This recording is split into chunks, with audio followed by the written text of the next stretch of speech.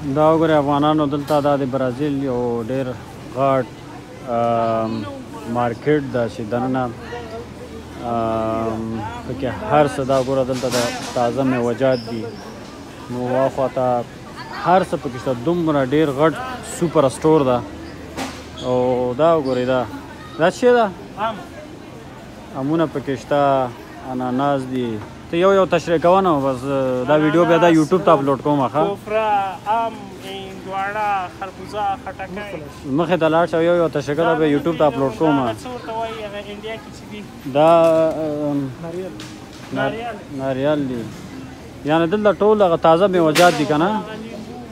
تازه میوه‌جات دي ټول مکمل د سوپر سټور په دې برخه کې او دا کیلې څونه غټې غټې دي دا امونه وګوره اوه دا بل رقم دی که دا بل سیستم دا بیخي غټ غټ دي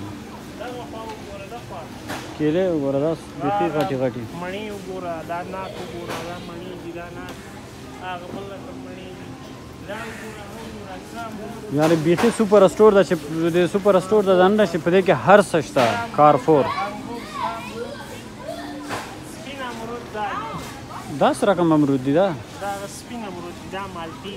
اوهو دا مالټې خو بیخي بېسوره غوندې دي دا مالټې وړې دي دا شی دي